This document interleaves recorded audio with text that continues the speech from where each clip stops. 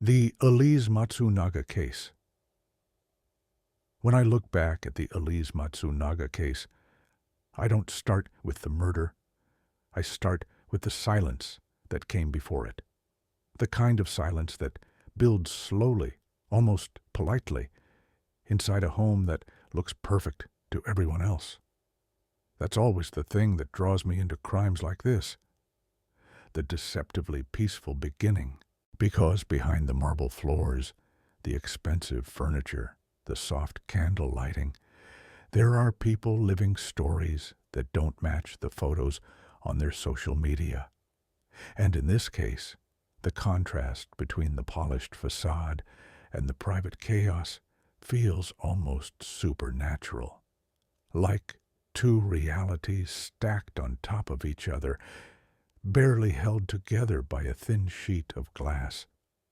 The first time I saw Elize speak publicly, I remember being struck by how ordinary she looked. Soft voice, nervous smile.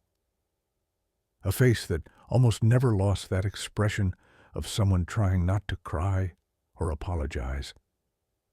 But that's the thing. Monsters don't always look like monsters. And victims don't always look like victims. Sometimes the line between the two blurs so much that you feel uncomfortable choosing a side. With Elize, it's like you're staring at a woman who walked into her own nightmare without knowing the door would lock behind her. But before all of this, before the gunshot, before the dismemberment, before the suitcases, there was a girl trying to find a way to survive her own childhood. That part of her story matters, not because it excuses anything, but because it explains how her emotional foundation was cracked long before she ever met Marcos. She was raised in a house where love was conditional and discipline was violent. The kind of household where you learn early that staying quiet is safer than speaking, and where you understand that affection can disappear without warning. Those scars don't vanish just because you grow up. They follow you. They guide your choices. They whisper to you when you least expect it. And for Elize, those whispers shaped everything that came after. She ran away from home at 15, which already tells you the level of fear and desperation she lived with. Think about what it takes for a teenage girl to run into the world with no money, no plan, no safety net. That kind of escape isn't impulsive. It's survival. And survival comes with its own cost.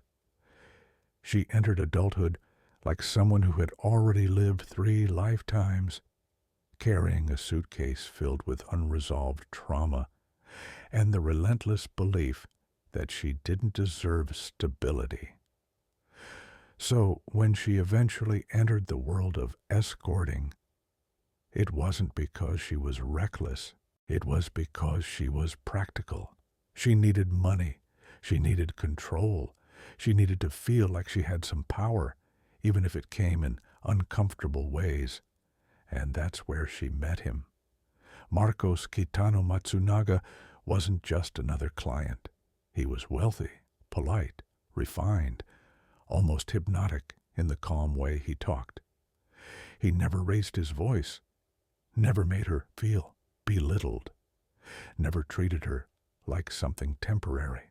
For a girl who grew up feeling invisible, a man like that can feel like salvation. It didn't take long for their arrangement to shift from business to romance. He was older, successful, heir to the Yoki Empire, a name that meant wealth, influence, respect. And she, well, she represented something that he seemed to crave: passion, excitement, vulnerability. It's strange how people from different worlds find each other. Sometimes it's fate, sometimes it's longing, and sometimes It's two broken pieces snapping together perfectly, even if they don't belong. But even their beginning had a shadow cast over it. Marcos was already married when they met. He cheated on his wife with Elize. And that detail is important, not because it condemns him, but because it shows the dynamic that was already forming between them. He was used to having what he wanted. She was used to being chosen second, even when she was the one being desired. When he eventually divorced his wife and married Elize, their story looked like a fairy tale for a moment. But fairy tales aren't built on infidelity, not real ones anyway. That foundation was fragile, a thin glass floor suspended above years of hidden resentment and mistrust. When they married in 2009, the world around them saw luxury, glamour, a successful man, and a beautiful wife. But inside the marriage, the cracks were already forming, and the cracks weren't loud, dramatic explosions. They were quiet, subtle, steady. The kind of cracks that form when someone like Elize, who spent her whole life fighting for scraps of affection, suddenly finds herself dependent on a man who controlled everything: the money, the social circle, the conversations, the narrative. Marcos wasn't abusive in the stereotypical sense. He wasn't loud. He didn't scream. But control doesn't always look like violence. Sometimes it looks like spreadsheets, bank accounts, allowances, rules disguised as responsibility. He monitored her spending like she was an employee, not a wife. He restricted access to the family fortune, even though she was raising their daughter and keeping their home running. And every time he reminded her that the money was his, not theirs, it chipped away at her sense of worth, her sense of belonging, her sense of safety. And this is where the psychological tension begins to swirl. A woman with deep abandonment trauma marries a man who handles emotions like spreadsheets. A woman who never felt wanted marries a man who has a history of seeking affection elsewhere. A woman who needs reassurance marries a man who thinks reassurance is a weakness. Their marriage was a quiet battlefield long before the rest of us learned their names. But here's the part that fascinates me. Even with all these fractures, they had moments of peace.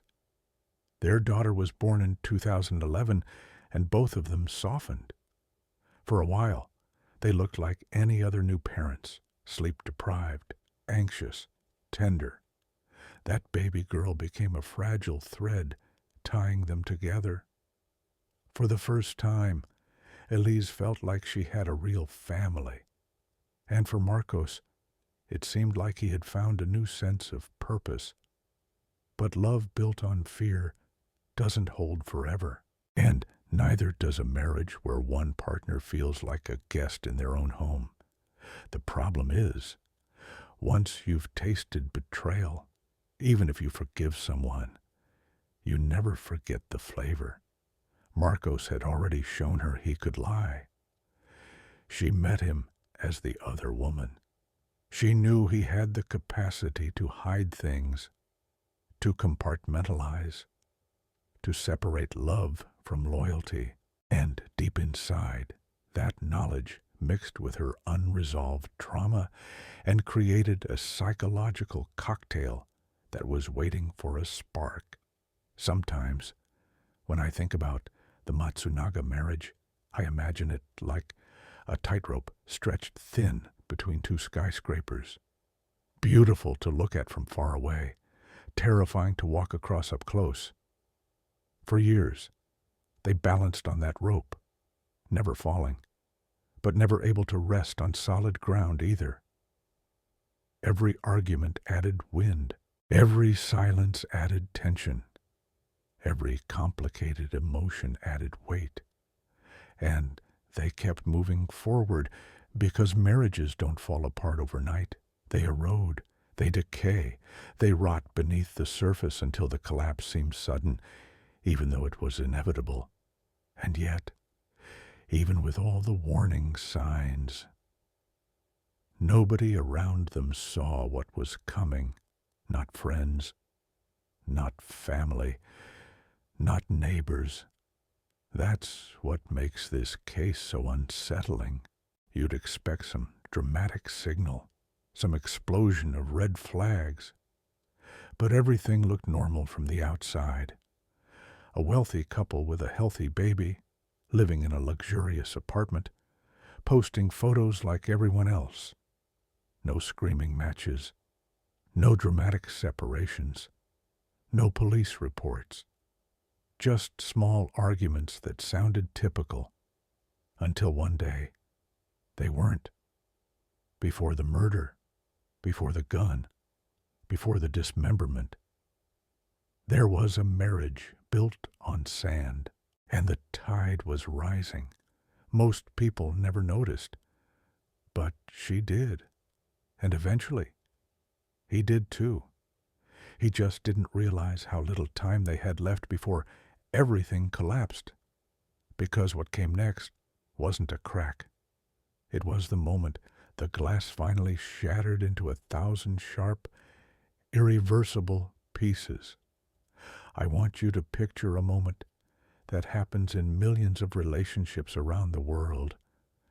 That quiet instant when you suddenly realize something is wrong. It doesn't come with fireworks or dramatic music. It's a tiny shift, a delayed smile, a phone turned face down, a perfume that isn't yours lingering in the air. And for Elize, that moment didn't come all at once. It came like drops of cold water leaking from a ceiling she didn't know was cracked. At first, it was little things you tell yourself not to care about. Marcos started getting home later. His explanations got shorter. His phone, which used to be casually left on the counter, now traveled everywhere with him. Pocket, bathroom, meetings. The kind of vigilance that only exists when someone is hiding something. And you know, when a marriage is already unbalanced, you feel every change sharply. If your relationship is healthy, a late night at work is just that. But if there's tension already circling the edges, every new silence becomes a question. There's something about human intuition that's almost supernatural. It's like a radar with no wires or batteries. It just works. And Elize's radar was screaming long before she had proof. She didn't grow up in a world that allowed naivete. She learned to read danger early, to notice inconsistencies, to decipher tone shifts like a second language. And when Marcos's attention started drifting, she didn't imagine it.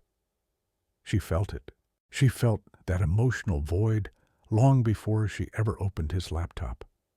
But the thing about suspicion is that it eats you alive, slowly. It whispers things you don't want to hear. It ruins sleep. It turns meals into interrogations, even when no words are spoken.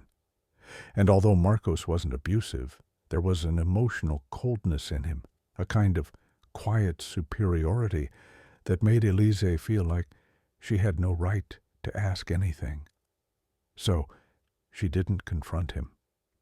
Not at first. She watched, listened, waited.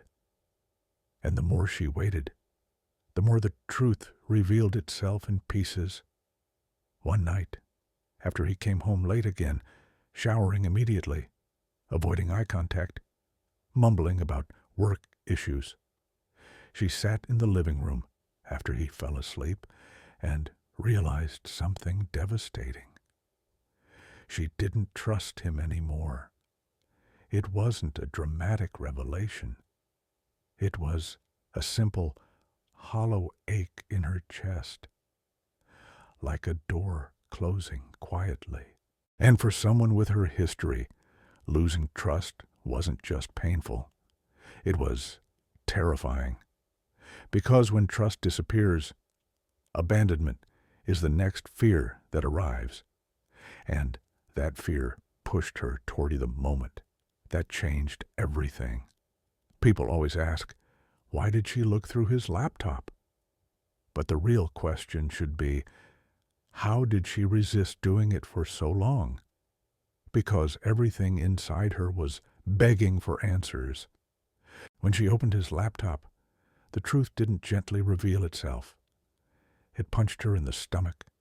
Escort websites, multiple profiles, conversations, dates, photos, explicit details, a secret world he had built behind polished smiles and expensive dinners.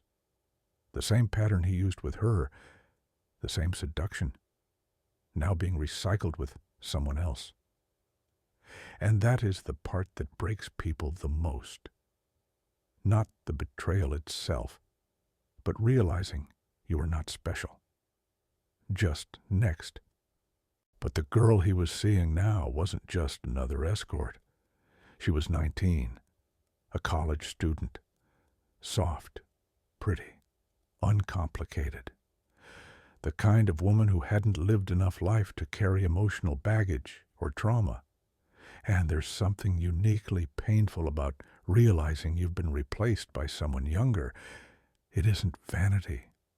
It's fear. Fear that you are no longer desirable. Fear that age is taking what little security you had. Fear that your partner wants something you can't return to being. For Elize, who had fought her whole life to feel worthy, this was a blade through the heart. But the worst part wasn't the messages. It was the possibility hidden between them. Hints of pregnancy. Nothing confirmed. No ultrasound. No direct statement. Just enough implication to kill whatever was left of her emotional stability. Enough for her to believe her husband might be starting a new family. One he actually valued more. One that didn't come with a past, or trauma, or judgment from wealthy in-laws. One that, in her mind, could erase her completely. That's how fragile identity becomes when it's built on someone else's acceptance. But betrayal doesn't stop at discovery. It evolves. After the initial shock, most people try to rationalize the pain. Maybe it was an accident. Maybe he was lonely.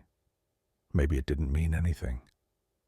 But Elize never had the luxury of denial. She understood betrayal too well. She recognized the emotional distance, the deflection, the defensiveness. She saw the signs long before she had proof. And once the truth was in her hands, she couldn't unsee it. Yet she didn't confront him right away. She did something far more telling. She hired a private investigator. People hire investigators when they no longer trust their partner's words. But the deeper truth is that most people hire investigators when they've already emotionally accepted the worst-case scenario. They don't want the investigator to give them hope. They want confirmation. They want clarity. They want to see the truth in pictures, not guesses or suspicions. The investigator followed Marcos for days, then weeks, and the reality he captured was devastating. Photographs of secret meetings. A younger woman laughing with Marcos in a restaurant parking lot. His hand on the small of her back. Her leaning close to him, whispering.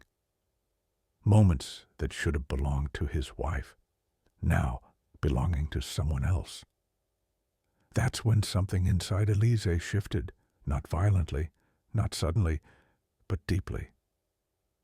Whatever remained of her sense of safety cracked in half. Whatever remained of trust evaporated, and whatever remained of her self-control began unraveling. People often misunderstand situations like this. They imagine anger, screaming, threats. But the emotional collapse that leads to tragedy is rarely explosive. It's quiet. It's internal. It's a woman sitting in her car, staring at a set of photographs that confirm her deepest fear that she is replaceable, that she was never really chosen, that her world, once again, is collapsing beneath her feet. And her fear wasn't just losing Marcos, it was losing her daughter, because in those messages, in those private conversations, there were small comments suggesting custody battles, legal threats, concerns about Elize's mental state, things Marcos had said in moments of frustration that now echoed like sirens. And for a woman who had only ever wanted to create a family she never had growing up, the threat of losing her child felt like emotional death. That is the moment when love becomes survival, when fear becomes obsession, when betrayal becomes a psychological trigger. But what people often miss is how calm she appeared during this spiral. Neighbors didn't notice fights. Friends didn't hear chaos. She didn't break down in public. She didn't act erratic. She became quieter, more introspective, more controlled, as if she was tightening herself around a single thought, a thought so dark that even she wasn't ready to face it yet. The investigator's report became the point of no return. It contained timestamps, locations, messages, images. Every piece of evidence needed to confirm that the marriage was not just strained, it was over. And for Elize, it wasn't the affair itself that destroyed her. It was the emotional abandonment, the feeling that she had been discarded, the fear that history was repeating itself, that once again a man she depended on was pulling away, taking with him the only source of stability she had ever built.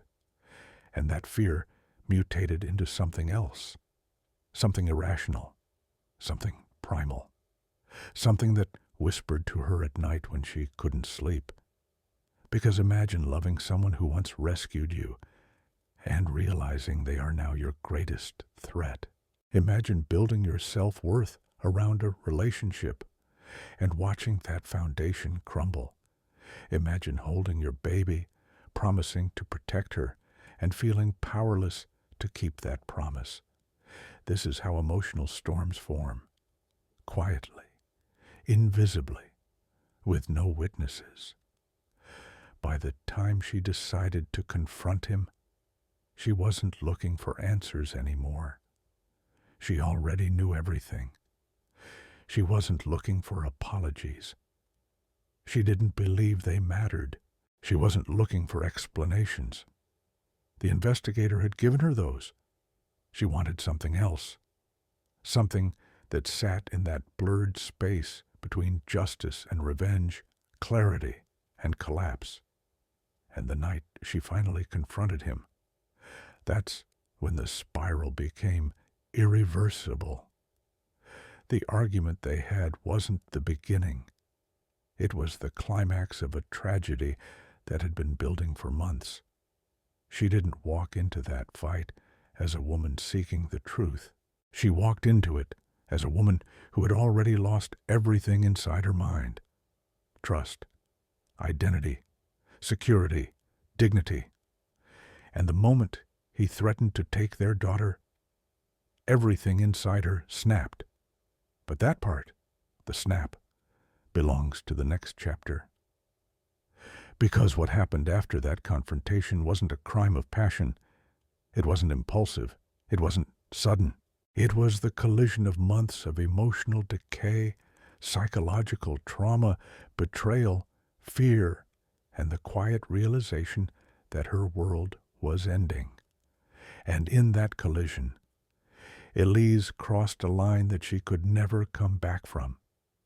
There's something eerie about how normal the beginning of that night seemed.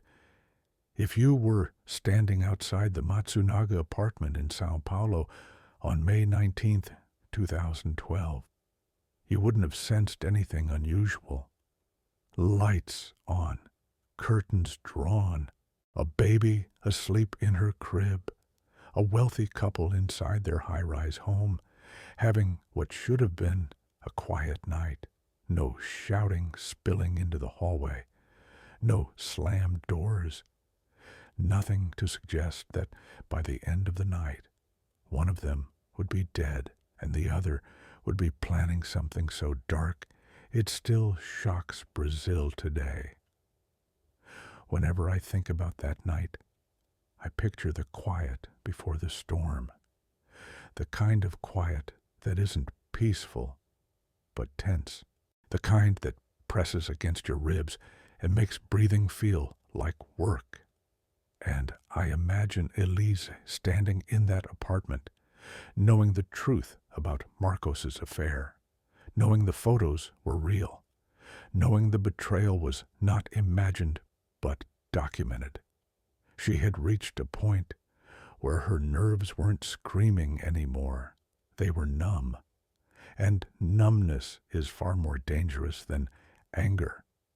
Late that evening, Marcos returned home, carrying a pizza box. It's such a mundane detail, but it matters because it paints the emotional disconnect between them. He brought pizza like someone trying to perform the routine of a normal marriage, even though everything about their relationship had broken days earlier. It's almost symbolic in a twisted way. Food meant to be shared in love, brought into a space filled with suspicion, fear, and emotional decay. The argument didn't explode immediately.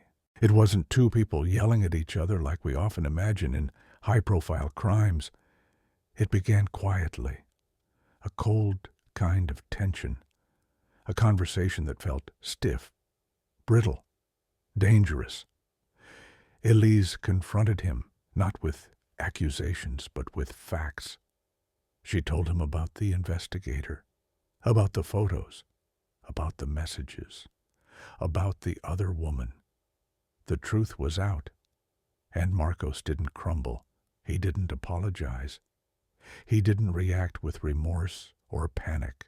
He responded with that same detached tone he used in every uncomfortable topic. Logical, practical, almost emotionless. Here was a man who controlled boardrooms, budgets, business strategies, and he handled this revelation like another problem to categorize. But affairs don't fit into spreadsheets. And betrayal can't be rationalized with calm sentences. That emotional mismatch, the cold logic versus the collapsing heart, made the argument turn dangerous. From her perspective, she felt disposable, replaceable, invisible.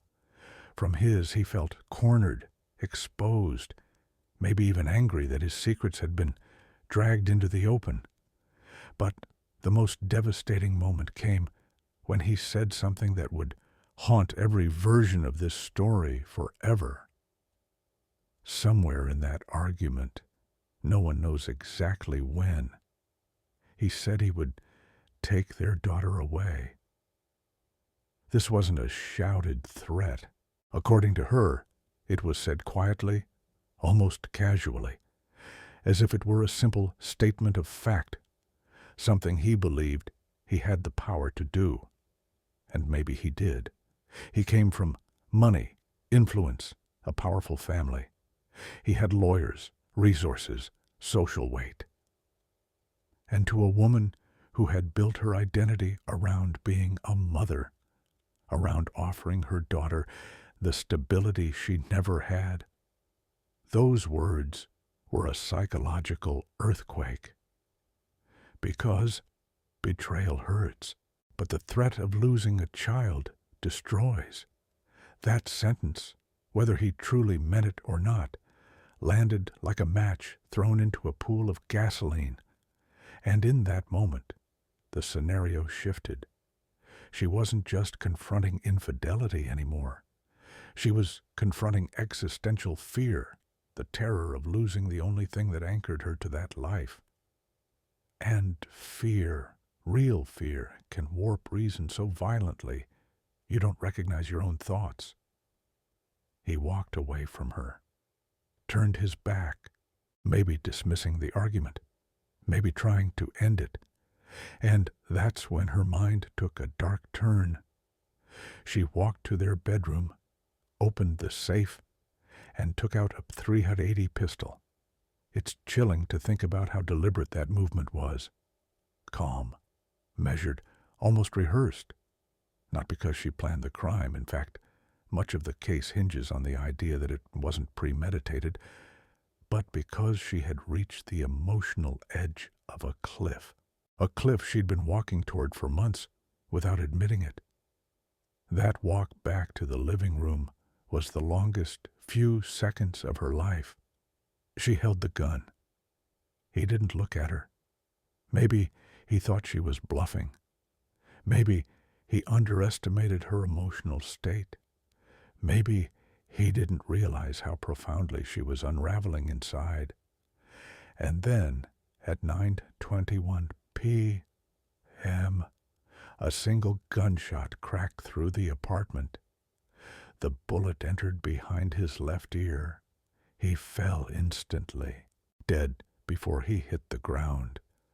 And here's the detail that chills me the most when I imagine that moment. After the shot, the apartment returned to silence. The same silence from before, except now everything was different. The air was heavy. The smell of gunpowder lingered in the living room. A dead body was sprawled across the floor. And a woman who had never envisioned herself capable of murder suddenly stood face to face with the consequences of something she could never undo. Most people think horror comes from violence, but real horror comes from realization. The realization that you've crossed a line. The realization that nothing will ever be normal again. The realization that you haven't just destroyed someone else's life. You've destroyed your own. And then something even darker happened. The mind rarely stays in shock for long. Shock morphs. It mutates. It becomes survival mode. Elize didn't scream. She didn't call for help. She didn't run to a neighbor's door or phone the police. Instead, she stared. She stared at his body for what felt like an eternity. Then her thoughts began to speed up, racing, scrambling, shifting into another psychological gear. This wasn't a planned murder, but the moments that followed, those were deliberate. She knew the baby was asleep. She knew no one had heard anything. She knew she had time. And time is a dangerous thing in the wrong emotional state. She began cleaning the apartment, slowly, calmly, like someone trying to erase a mistake, not out of malice, but out of panic, out of desperation, out of the instinct to survive. Hours passed. But here's the truth. People rarely discuss. The decision to dismember his body didn't come instantly. It came after a long, grueling internal war, because when she finally accepted that she could not reverse what had happened, she made a choice. a choice that separates ordinary crime from the kind that turns into legends of horror. She decided she could not let the world see what she had done, and that is where the real darkness began. She dragged his body to the bathroom, the same bathroom where she had bathed her daughter, the same bathroom where she had washed off makeup before bed, the same bathroom that night became a grim stage for one of Brazil's most disturbing forensic cases. Inside that bathroom, with cold tiles and the hum of the extractor fan filling the air, she crossed into something unthinkable. She fetched knives, plastic sheets, trash bags, cleaning chemicals. And she started the dismemberment. When investigators later analyzed the autopsy, they noted something chilling. The cuts were precise, clean, almost surgical. Not because she was a psychopath, but because she had spent time working in a meat processing plant in her youth. She knew how to cut joints. She knew how to separate limbs. She knew the anatomy of disassembly.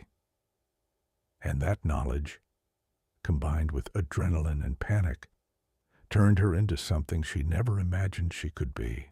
I want you to picture the eerie contrast. A luxury apartment, city lights glowing beyond the window, a sleeping baby in the next room, and a woman kneeling over the body of her husband, carving through skin and bone. She worked for hours. The forensic timeline later revealed she cut the body into 7 parts: head, torso, arms, legs, each wrapped in plastic, placed into suitcases, meticulously arranged, almost ritualistic. Not because she wanted to, but because she believed she had no other choice. That's the part many people misunderstand about this case. It wasn't rage fueling those actions. It wasn't vengeance. It wasn't even hatred. It was fear. Primitive, blinding, all-consuming fear. Fear of losing her daughter. Fear of being exposed. Fear of being seen as a monster. Fear of facing a world she already felt judged by. Hours after the dismemberment, she cleaned the bathroom, scrubbed every surface, wiped away blood traces, disguised the smell with chemicals.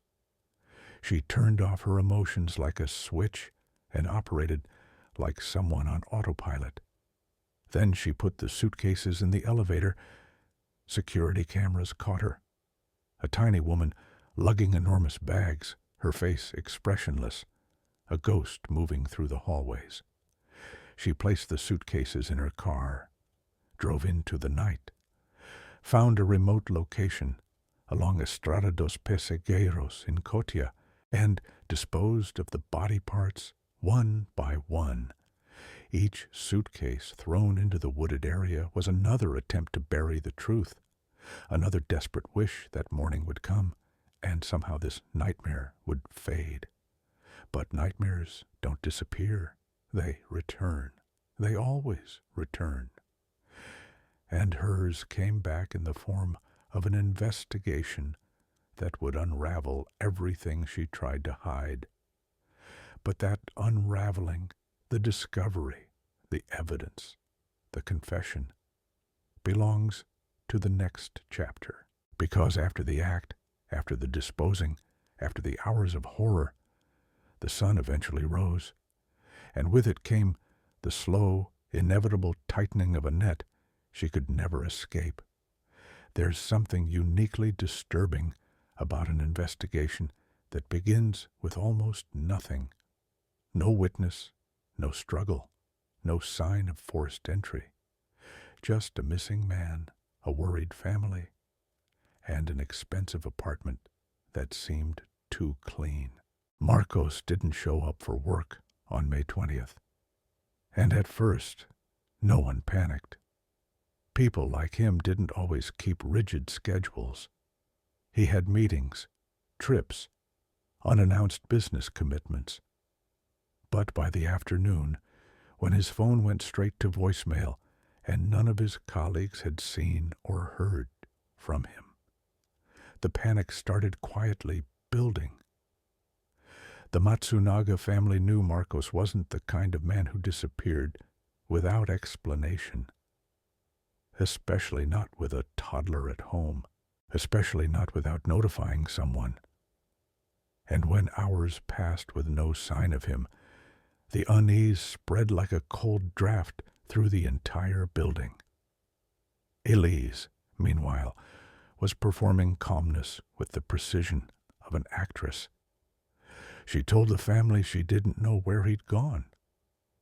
She said maybe he needed space. Maybe he went out clearing his head. Maybe he had traveled unexpectedly. She spoke softly, cried at the right moments, held their daughter close, and maintained the facade that she was as confused as everyone else. That kind of performance doesn't come from malice. It comes from shock layered with survival instincts. She was holding on to the last fragments of a life already slipping through her fingers. The police weren't immediately suspicious. Missing adults were common. Most cases resolved within 48 hours. But something about this one felt off. The officers who first visited the apartment noticed how clean everything looked. Not just tidy, sterile. There was no clutter, no mess, no sign that a man had been living there just hours before. It was as if life had paused in that apartment, as if someone had tried to erase it. And then came the detail that tipped the first domino. Marcos's car was still in the garage. Men who vanish spontaneously do not usually leave behind their vehicles, wallets, and phones, especially not men with high-profile positions. And the police knew this. That contradiction made them look closer, and the more they looked, the more the silence of the apartment began to feel like a lie.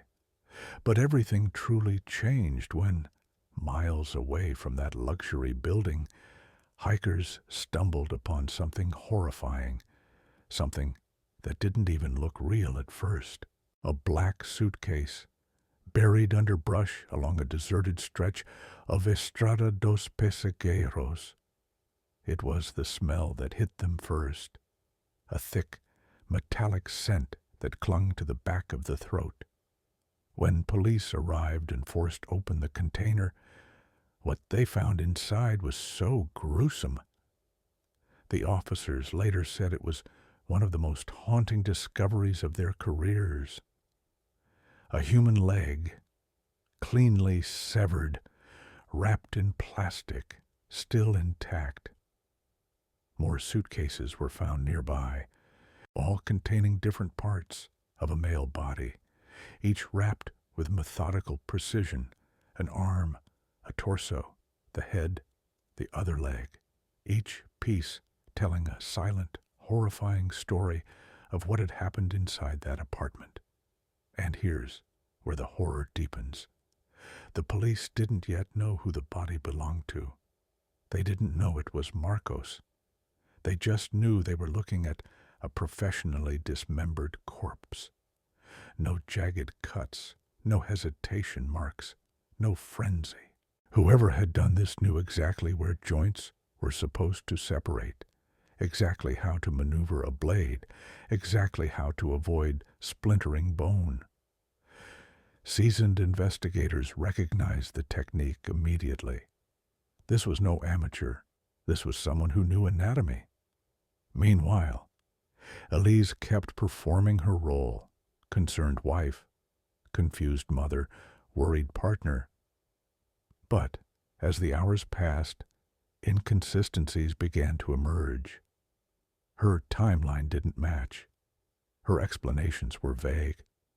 She contradicted herself without realizing it.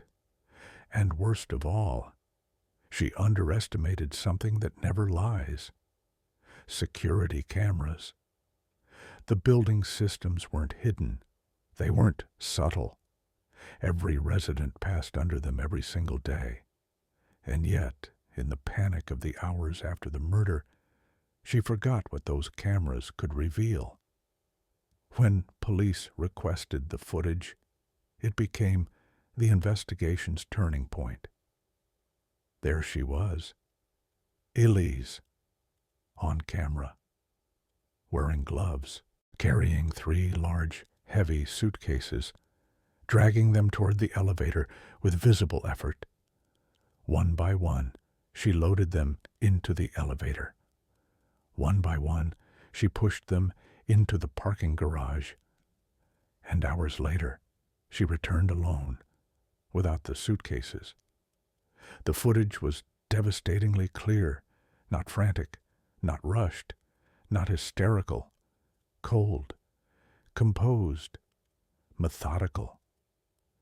When investigators watched it, the atmosphere in the room changed. The missing man case was over. This wasn't a disappearance. This was homicide. And the calmness of her movements suggested a level of control police rarely see in crimes of passion. But they still needed confirmation. They needed proof that the body in the suitcases belonged to Marcos, and the forensic lab provided it. Fingerprints, dental records, DNA. The match was immediate.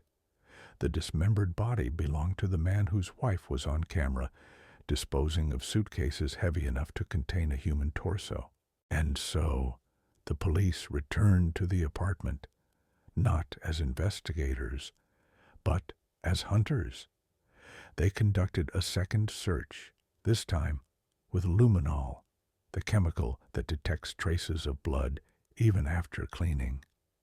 The moment the lights were turned off and the luminol sprayed across the floor, the apartment lit up like a crime scene photograph. Splashes, droplets, smears invisible to the naked eye, now glowing blue under ultraviolet light. Blood patterns near the bathroom, blood patterns leading into the living room, blood patterns around the area where the body had been cut. The bathroom, in particular, revealed the truth. This was where the dismemberment had taken place. Even though she had cleaned obsessively, even though she scrubbed until her hands ached, blood always tells the truth. The microscopic droplets on tile cracks, on the edge of the drain, and behind the toilet painted a chilling picture of what had happened. Investigators didn't find signs of a struggle. No overturned furniture, no defensive wounds on Marcos, no injuries on Elize. The evidence pointed to a controlled killing, one where the victim didn't have a chance to fight back. Police confronted her gently at first. They asked where Marcos was. They asked why she had taken the suitcases out of the building. They asked about her timeline. She lied, then corrected herself, then lied again. Her voice faltered more with each question, and slowly the facade crumbled. Because when investigators presented the security footage, the blood evidence, and the location of the body, she realized the truth was no longer something she could bury. During her interrogation, something strange happened. Instead of collapsing into tears or hysteria, she slipped into a chilling calm. She spoke softly. She gave details with unsettling accuracy, and when she finally uttered the words, "Omate," I killed him, the room froze. Psychologists would later say that her confession did not come from cruelty or triumph. It came from exhaustion, from the weight of fear, from the realization that she could no longer hold the dam she'd built inside her mind. But the arrest wasn't the end of the horror. The forensic reconstruction of the crime shocked even seasoned experts. Ballistics confirmed the shot. One bullet behind the left ear. Close range, instantly fatal. The cut patterns showed professional knowledge, clean separations at the joints, the kind of cuts that require not just physical effort, but technique, not something a random person could do in panic. But what disturbed the investigators most wasn't the skill. It was the dedication, the hours she spent cutting, separating, wrapping, cleaning, planning the disposal route, traveling to Kotia, and abandoning the suitcases. It was the kind of sequence that made the public question whether this had been a spontaneous crime at all, or whether something deeper, darker, had been living inside her long before that night. Her confession gave a narrative, the evidence gave another. She claimed the shot was accidental. Forensics said it was deliberate. She claimed she acted in fear. The methodical aftermath said control. And this contradiction, the emotional version versus the physical one, became the heart of the prosecution's argument. A woman betrayed, abandoned, emotionally shattered, who then acted with brutal calculation. The public was split. Some saw a monster. Others saw a broken woman at her emotional limit. But for investigators, there was no ambiguity. The evidence was overwhelming.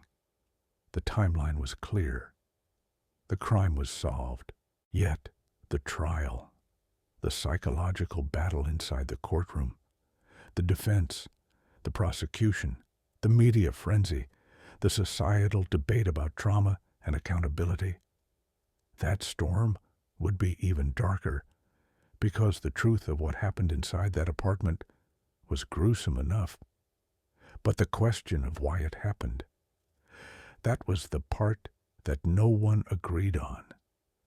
And that question is what the next chapter holds. Trials have a strange energy to them. They're not like crime scenes, where the horror is obvious, or interrogations, where tension clings to the walls. Trials are colder, calculated, almost theatrical. Two sides telling the same story with different meanings. Like mirrors that warp reflections depending on which angle you stand in. And walking into the courtroom for the Elize Matsunaga trial felt exactly like that. Like entering a place where truth wasn't just being revealed.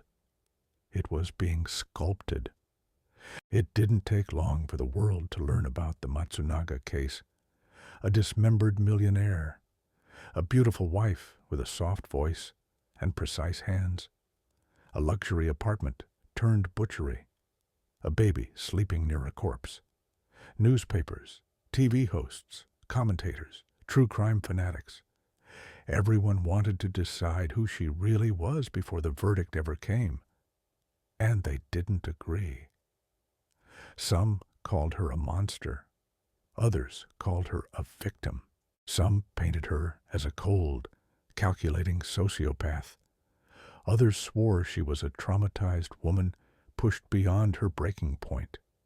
But trials don't run on opinions. They run on performance. The prosecution arrived prepared to portray her as someone who planned everything, or, at the very least, embraced the aftermath with an inhuman level of control. Their narrative wasn't emotional, far from it. It was factual, rigid, methodical. They wanted the jury to see the sequence, not the sorrow. A married woman, a gun, a direct shot to the head, a calm dismemberment with professional technique, cleaning, suitcases, a car ride, body parts scattered across a forest road. The prosecutor stood there, looking at her with a coldness that made even viewers at home shiver. He didn't raise his voice. He didn't dramatize. He simply laid out the evidence, piece by piece, like someone assembling a puzzle that everyone already knew the final picture of. He pointed out that Marcos had no defensive wounds, that he was shot from behind, that the gun was retrieved from another room, that she walked 17 meters in total from the safe to the living room with the weapon in hand, that she pulled the trigger with perfect aim. He told the jury that real panic doesn't produce a clean bullet entry. Real panic doesn't make clean cuts along joints. Real panic doesn't sort body parts into suitcases and wrap them neatly in plastic. And then he said the line the media repeated for weeks. This was not the act of a desperate woman. This was the act of someone who, even in murder, maintained control. The defense had a much harder job, not because they lacked arguments, but because emotional trauma is always harder to prove than physical evidence. The jury could see the suitcases. The jury could see the bone cuts. The jury could see the photographs of the dismembered remains. But what the jury could not see was the invisible damage inside her, the childhood she survived, the instability she carried, the fear that had shaped every decision she ever made. So, the defense leaned into the psychology. They crafted a portrait of a woman whose entire life had been saturated with abandonment, violation, and emotional instability. They called experts who explained how trauma rewires the brain, how fear can amplify into catastrophic thinking, how betrayal, especially by someone who represents emotional stability, can trigger a dissociative break. They didn't argue that she didn't kill him. They argued why she killed him. And their tone was soft, emotional, human, not to excuse what she did, but to contextualize it.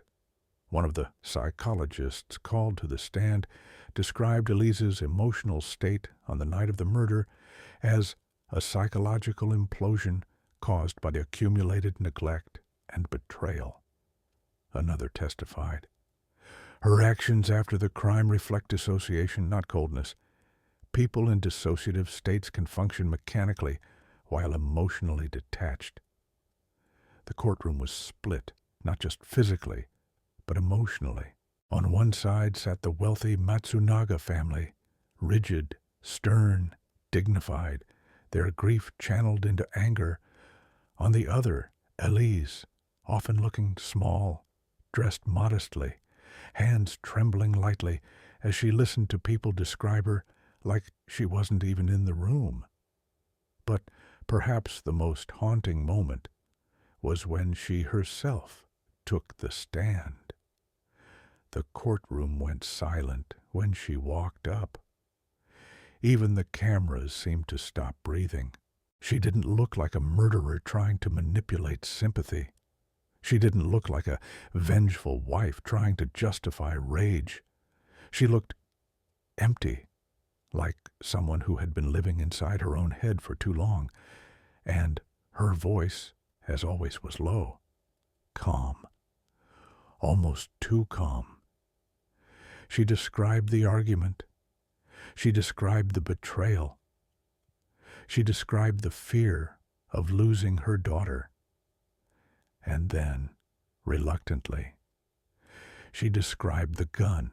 Her version emphasized that she didn't intend to kill him, that she only wanted to scare him, that the shot was accidental, that she was overwhelmed and lost in the chaos of the moment. But the problem wasn't what she said. The problem was the evidence contradicting her. The prosecutor asked one question that sliced through her narrative like a blade. If it was accidental, why was he shot behind the ear? She hesitated.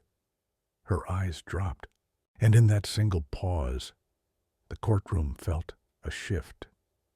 A moment of truth you couldn't hide behind tears or soft sentences. She said she didn't remember. She said she didn't aim. She said it all happened too fast. But the prosecutor wasn't done.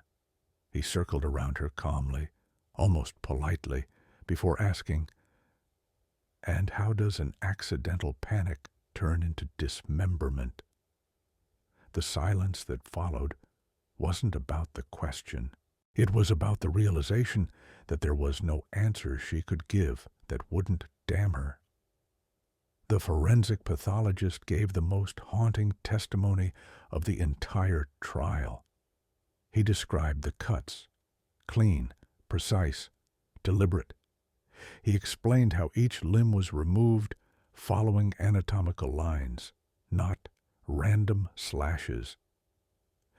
He explained how the cuts took time, strength, knowledge, and he said that it was highly unlikely that someone without experience could achieve that in a state of panic.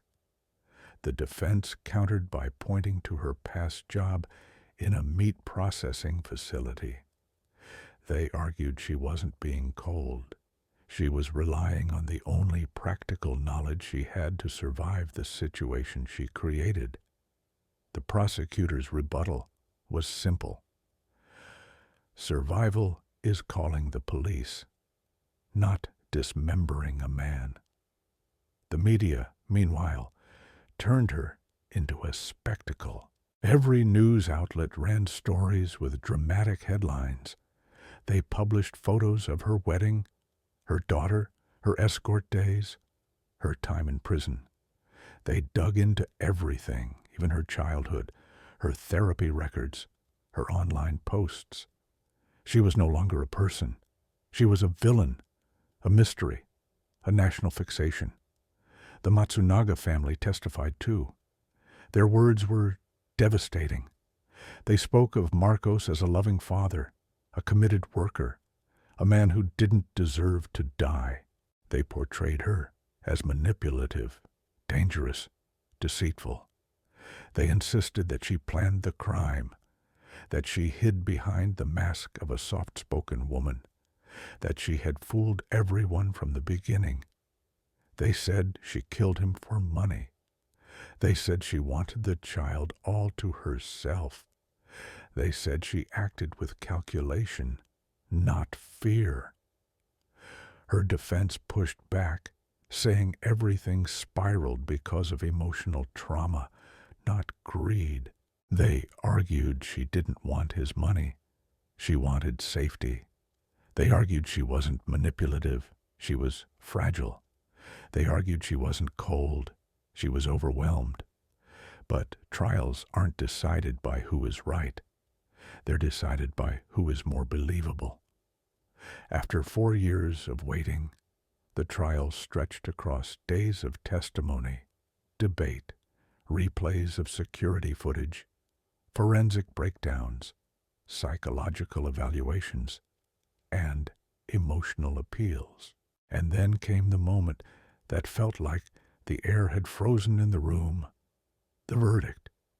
She stood when the judge addressed her. Her hands were clasped, her eyes focused on the floor. She looked like someone standing on the edge of a cliff, waiting to hear whether she would fall or be pulled back. The judge spoke slowly. Guilty. Of homicide qualified by impossibility of defense, of concealment of a corpse, of procedural fraud. Her sentence, 19 years and 11 months in prison.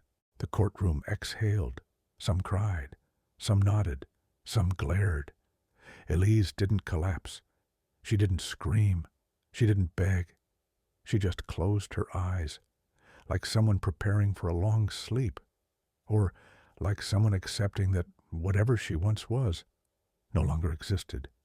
She served her sentence, appealed, had it reduced slightly, began semi-open regime, left prison years later. But the shadow of her crime never left Brazil. It lingered. It fascinated. It horrified. It became part of the country's true crime mythology. Because the trial didn't answer the question people still whisper, was she a monster or a woman broken beyond repair? And the truth is, the verdict didn't decide that. It only decided what the law would do with her body. Not what the world would think of her soul, but the real ending, the aftermath, the shattered family, the life she lives now, the daughter growing up with a story heavier than her childhood. That belongs to the next chapter. The day after the verdict, the cameras finally left the courthouse steps. Reporters packed up their equipment. Bright lights clicked off one by one, and the last ambulance siren faded somewhere in the distance. But inside the people who lived this tragedy, the noise never stopped.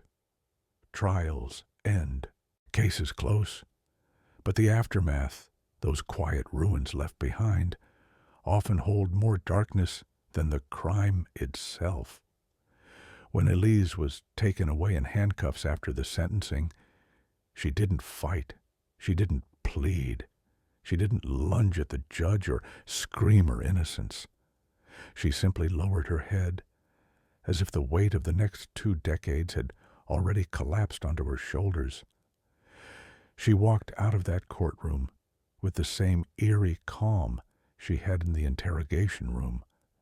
Not defiant, not proud, almost hollow, like someone walking through the remains of their former life. And maybe that's exactly what she was doing. What people often overlook is that when a crime like this explodes into public view, the person at the center becomes a symbol, something larger and more grotesque than a single human being. And symbols don't get privacy. They don't get rest. They don't get forgotten. Not in Brazil. Not with a case like this. As she entered the prison system, the country continued dissecting every detail of her life. Television programs ran specials about her psyche. Talk shows argued about whether she was a victim or a monster.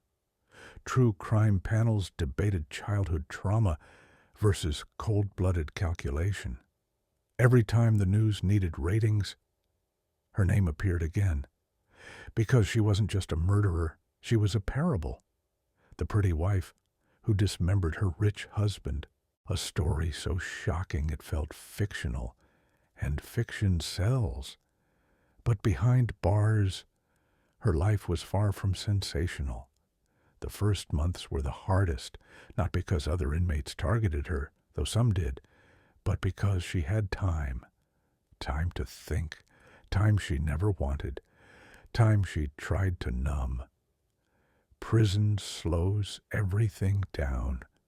Days stretch, nights linger, and reflection becomes unavoidable. In those first months, she told psychologists, she replayed the night of the murder over and over in her head.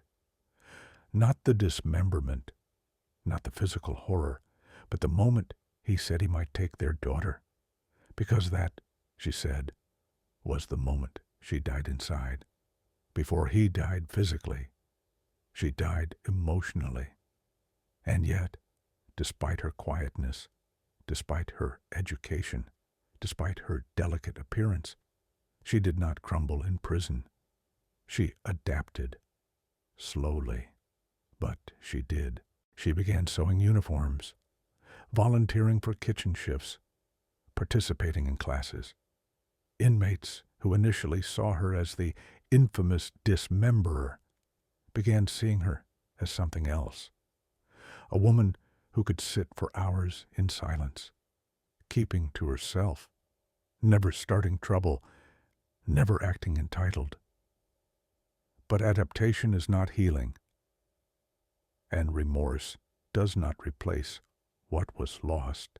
While she tried to survive inside prison walls, the world outside continued suffering from wounds she couldn't patch. Marcos's family spiraled into a grief that took root like rot.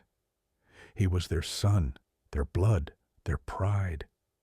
His mother, in particular, never recovered from the brutality of what happened. She refused interviews for years because every time she spoke of him, her voice cracked. When she finally did appear on camera, she said one sentence that still echoes in Brazil. "I lost my son twice. The first time when he died. The second when I learned how he died. And those two losses, stacked on top of each other, hardened into something sharp. Something she aimed directly at Elize every chance she got. She pushed for the maximum sentence. She objected to every appeal. She made it clear she believed no punishment could ever match the crime. Their granddaughter, the daughter Marcos and Elize shared, became the center of a legal storm. After the murder, she was placed under the care of Marcos's family, who vowed to protect her from the monster they blamed for everything. The girl grew up shielded from news, from documentaries, from visitors who might mention anything.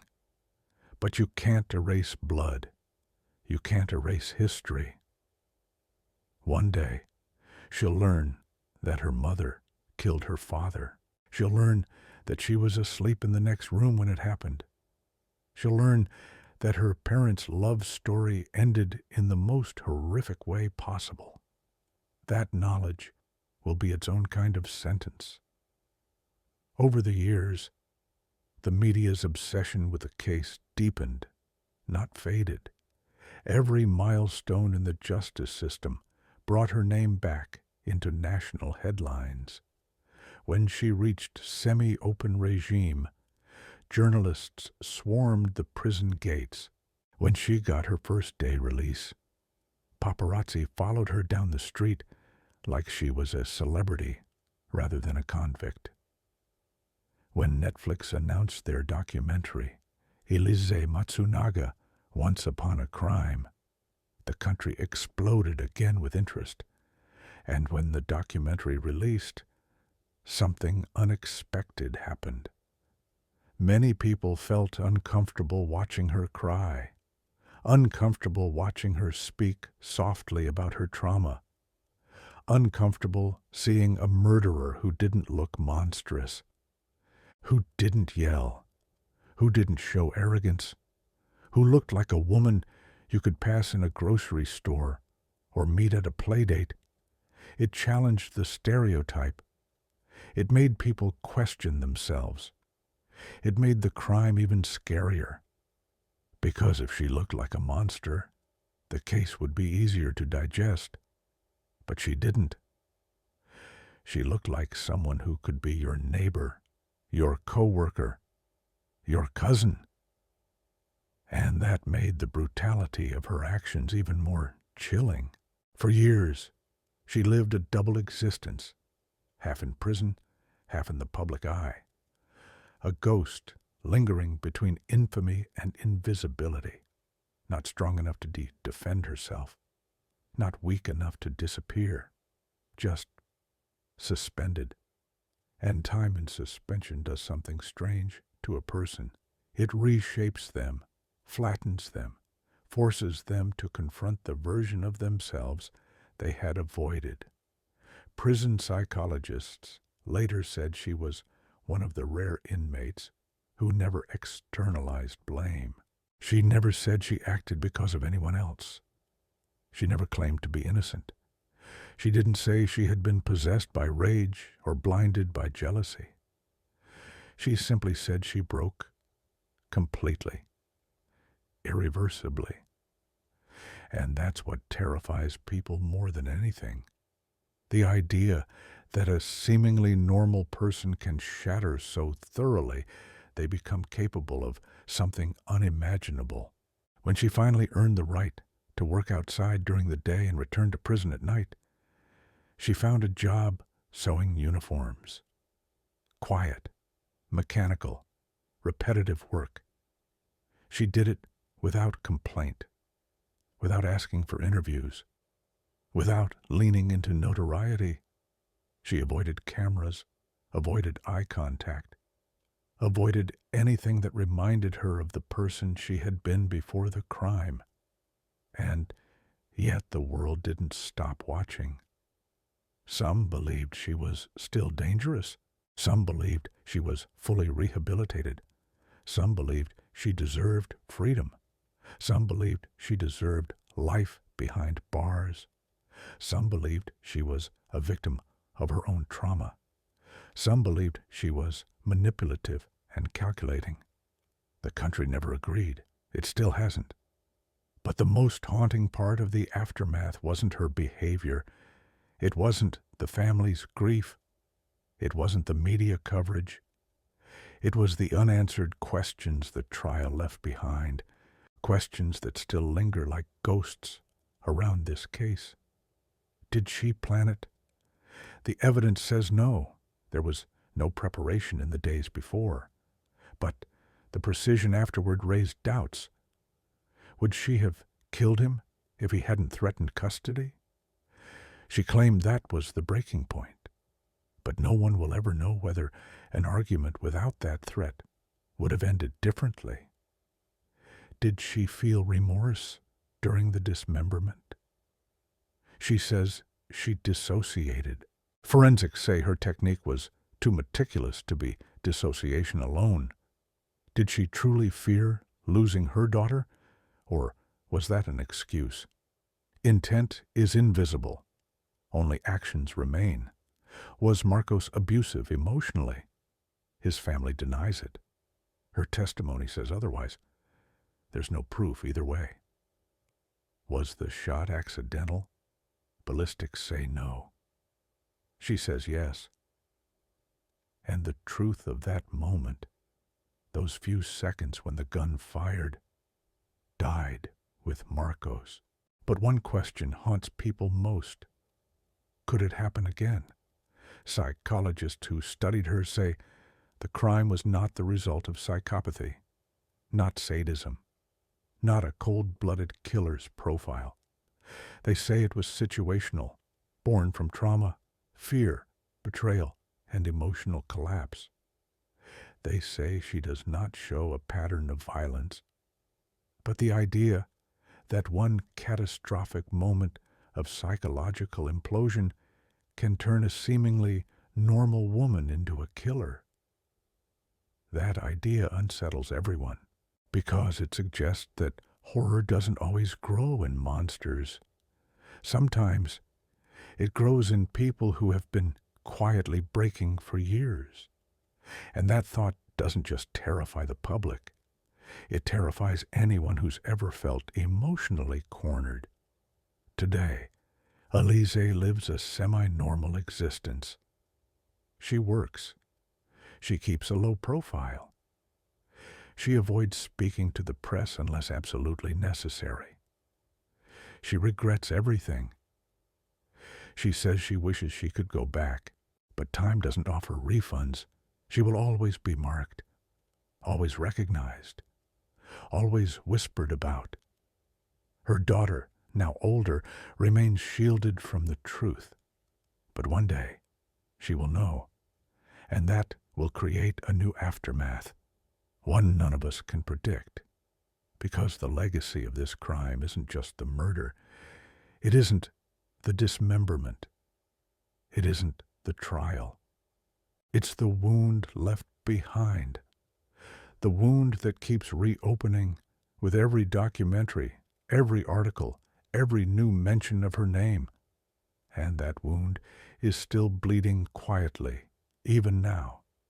When we look at the Elize Matsunaga case from a distance, it's easy to let the horror harden into a headline.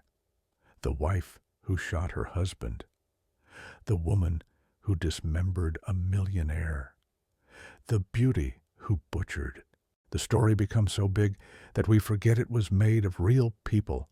People who loved, feared, cried, laughed, doubted, and broke in ways no camera ever truly captures. But if there's something this case leaves behind, it isn't just shock. It's a question most people don't want to ask themselves. What does it actually take for an ordinary person to cross a line they never imagined crossing? Is it one violent moment? Or is it a lifetime of small fractures? Is it a sudden explosion? Or a quiet collapse no one paid attention to? When you peel away the sensationalism, what remains is a story about pressure, about fear, about the hidden places people carry their pain, about how fragile a mind becomes when love turns into threat, and the person you trust most becomes the one you fear losing the most. Some crimes are born from hatred. This one was born from despair, deep, suffocating despair that didn't make what she did any less monstrous, but does make it more human. Maybe that's the real reason this case has haunted Brazil for more than a decade, because it's not just a horror story, it's a mirror, a reminder that people don't always become monsters overnight. Sometimes they crumble slowly, quietly, invisibly, until the person looking back at them is someone they no longer recognize. And the scariest part, you never really know what someone is carrying behind their smile, their silence, or the walls of their perfect home. If this story made you think, if it made you uneasy, if it made you wonder how well we ever truly know someone, then you belong here with us. This is Last Seen, where we explore the cases that don't just shock you. They stay with you. The ones that linger long after the video ends. The ones that make you turn the light back on before bed. So, if you want more stories that unfold slowly, breathe like a nightmare, and cut deep into the human mind, go ahead and subscribe. Turn on notifications so you never miss what comes next. Because I promise, the next case is even darker. And as always, stay safe, stay curious, and remember, some people aren't what they seem, especially the ones you think you know.